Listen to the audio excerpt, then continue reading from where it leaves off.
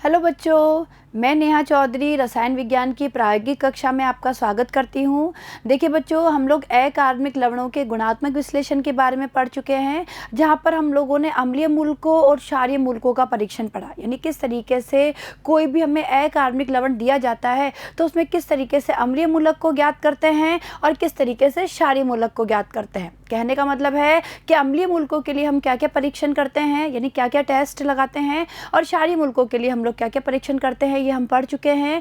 और देखिए बच्चों, आज हम बात करेंगे ऐसे अकार्बनिक लवण की जो कि हमें ज्ञात नहीं है। यानी हमें कोई अज्ञात अकार्बनिक लवण दिया गया है और उस अकार्बनिक लवण का हम गुणात्मक विश्लेषण करेंगे। कहने का मतलब है दिए गए अकार्बनिक लवण में हम धनायन और ऋणायन की पहचान करेंगे, या हम इसे ऐसे भी बोल सकते हैं कि दिए गए अकार्बनिक लवण में हम अम्लीय मूलक और क्षारीय मूलक की पहचान करेंगे। तो देखिए बच्चों, हमारे जो एग्जाम्स होते हैं, प्रैक्टिकल एग्जाम होते हैं, उसमें इस तरीके का ही प्रैक्टिकल आता है जहाँ पे हमें कोई भी अकार्बनिक लवण दे दिया जाता है और वो अज्ञात होता है। अज्ञात का मतलब है हमें पता नहीं है कि कौन सा अकार्बनिक लवण हमें दिया जा रहा है, और उस अकार्बनिक लवण में हमें क्या करना पड़ता है, धनायन और ऋणायन को पहचानना होता है। तो देखिए बच्चों, अब हम ऐसे ही प्रैक्टिकल्स के बारे में पढ़ेंगे। तो देखिए, ये हमारा हो गया प्रैक्टिकल नंबर 16। देखिए ध्यान दीजिए, प्रयोग 16 हो गया।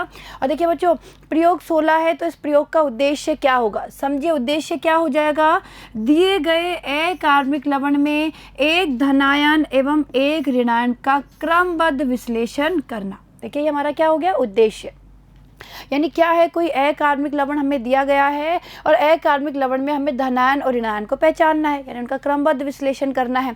और देखिए बच्चों, आवश्यक सामग्री देखिए, परख नलियाँ, परख नली होल्डर, फिल्टर पत्र, कांच की छड़ और आवश्यक अभिकर्मक। तो देखिए जो समझिए भाई, जब भी हम प्रयोग लिखेंगे, यानी इस तरह कभी भी प्रयोग को लिखेंगे हम, तो इस तरीके से प्रयोग को लिखा जाता है। पहले उद्देश्य लिखते हैं, फिर आवश्यक सामग्री लिखते हैं, और देखिए बच्चों उसके बाद हम लिखते हैं प्रोसीजर। प्रोसीजर यानी हमने क्या प्रक्रिया की, क्या प्रक्रिया की, इससे तात्पर्य है कि लैब में हम लोगों ने क्या क्या परीक्षण किए, क्या क्या टेस्ट लगाए, वो हम लिखते हैं। तो देखिए बच्चों, सबसे पहले तो हम चलते हैं लैब में, और वहाँ पे दिए गए अकार्बनिक लवण में हम सबसे पहले धनायन और ऋणायन को ज्ञात करते हैं, और इस धनायन और ऋणायन को ज्ञात करने के बाद ही हम ये देखेंगे कि किस तरीके से इस प्रैक्टिकल को हमें लिखना है। तो देखिए बच्चों, अभी तो हम लैब में चलते हैं और धनायन और ऋणायन को ज्ञात करते हैं।